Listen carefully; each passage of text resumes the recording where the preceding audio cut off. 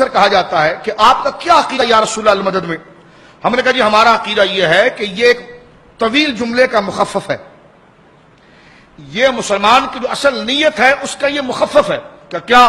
میں نے کہا اصل میں مسلمان کا عقیدہ یہ کہ یا اللہ تو مدد فرما رسول کریم صلی اللہ علیہ وسلم کے وسیلے سے، اس کو وہ اپنی زبان میں مخفف کر کے کہتا ہے یا رسول اللہ مدد آنے کے لیے، اس کی دوسرا تفہیمی رخ یہ ہے، اس کے کہنے کا مقصد یہ ہوتا ہے کہ مدد تو اللہ ہی کر رہا ہے، اور یہ مدد کی نسبت جو حضور کی طرف کی جا رہی ہے مجازن کی جا رہی ہے، واسطے کے طور پر کی جا رہی ہے۔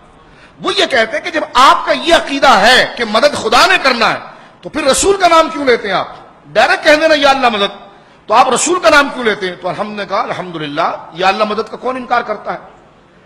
تو یا اللہ مدد بھی کہا جاتا ہے، یا رسول اللہ مدد بھی کہا جاتا ہے۔ یا رسول اللہ مدد جب یا اللہ مدد کہا جا رہا ہے تو یہ اس اعتبار سے ہے کہ وہ معنی و مفہوم و کلمات اپنی حقیقت پر دلالت کر رہے ہیں کہ اللہ ہی مدد کا خالق ہے، اللہ ہی مستعان حقیقی ہے، وہی مدد فرمانے والا ہے۔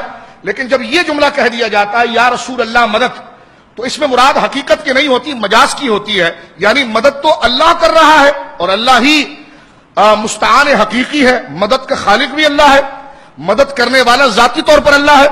اور لیکن یا رسول اللہ مدد جو کہنے والا تھا اس کا عقیدہ یہ ہوتا ہے کہ اللہ جو مدد فرما رہا ہے وہ مدد پہنچ رہی ہے رسول اللہ کے ذریعے، رسول اللہ اس مدد میں واسطہ بن رہے ہیں۔ وہ کہتے ہیں جب آپ کا عقیدہ اتنا واضح ہے تو آپ ڈائریکٹ حقیقت کے جملے کیوں نہیں بولتے؟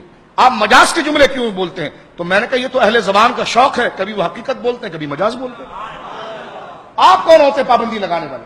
میں نے کہا قرآن تو مجاز سے بھرا ہوا ہے، مجھے بتاؤ کون موت دیتا ہے؟ اللہ موت دیتا ہے نا، لیکن قرآن یہ کہتا ہے قل یتوفاکم ملک الموت الذی وکل بکم، محبوب تم کہو کہ موت کا فرشتہ موت دیتا ہے جو ہم نے تم پر اپنی جانب سے وکیل بنایا ہوا ہے۔ تو یتوفاکم ملک الموت، یتوفاکم ملک الموت، تو ملک جو ہے یہ یتوفا کا فاعل بنتا ہے یہاں پر، قل یتوفاکم ملک الموت، کہ محبوب فرماؤ یہ موت کا فرشتہ جو ہے یہ موت دے رہا ہے۔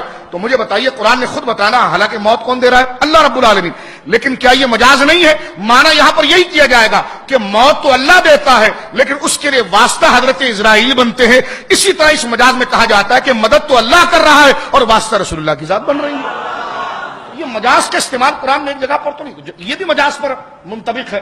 روزمرہ مثال کے طور پر یار آپ نے پانی پلایا میری پیاس بجھ گئی، یار آپ نے میری مدد کی میرا کام ہو گیا، تو یہ شرک کیوں نہیں ہوتا؟ یہ بھی تو مجاز کے جملے جو روزمرہ ہم کہتے ہیں۔ میں نے اس استاد نے مجھے عالم بنا دیا، اس نے مجھے سیدھا راستہ دکھا دیا، اس نے میری مدد کر دی، یہ جو ڈائریکٹ جملے ہم ہر ایک کے لیے صبح شام بولتے ہیں، لیکن کوئی کسی کو خدا نہیں سمجھتا، بلکہ یہ کہتا ہے کہ یہ سارے کام خدا ہی کر رہا ہے، تیرے ہاتھ سے کروا دیے، تیرے ہاتھ سے کروا دیے، تیرے ہاتھ سے کروا دیے۔ تو یہ مجاز سے کیسے راہ فرار اختیار کی جا سکتی ہے؟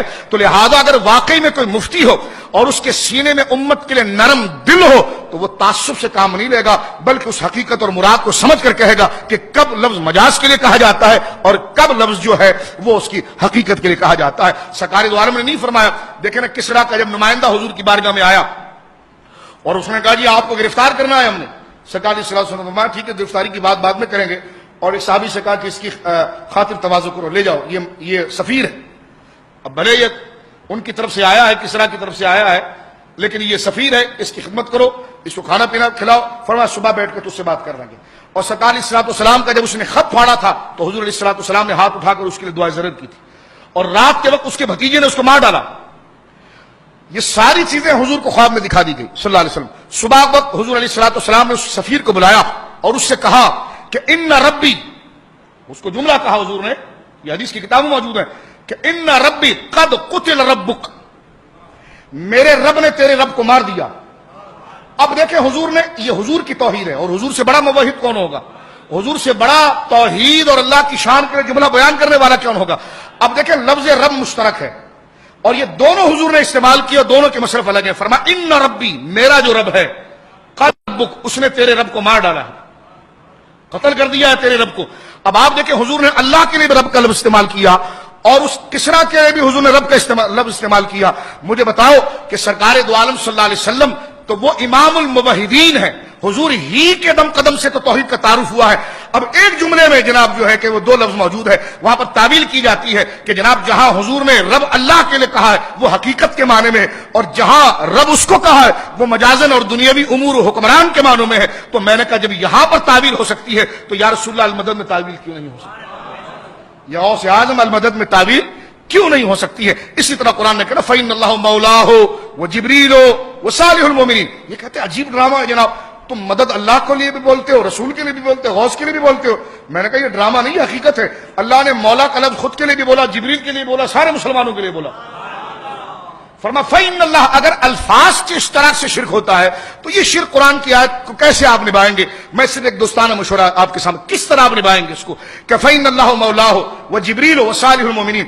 اب آپ دیکھیے فَإِنَّ اللَّهَ مَوْلَاهُ وَجِبْرِيلُ وَصَالِحُ الْمُؤْمِنِينَ، مومنین کا نام آیا، جبریل کا نام آیا، اللہ کا نام آیا، تینوں ذات پر، تینوں ذاتوں پر لفظ مولا ایک ہی دفعہ بولا گیا۔ اللہ کے لیے بھی وہی لفظ مولا بولا گیا، جبریل کے بھی لیے وہی لفظ مولا بولا گیا، اور خاص طور پر تمام مسلمان صحابہ شیخین کے لیے وہی جملہ بولا گیا۔ کیا معنی کریں گے آپ؟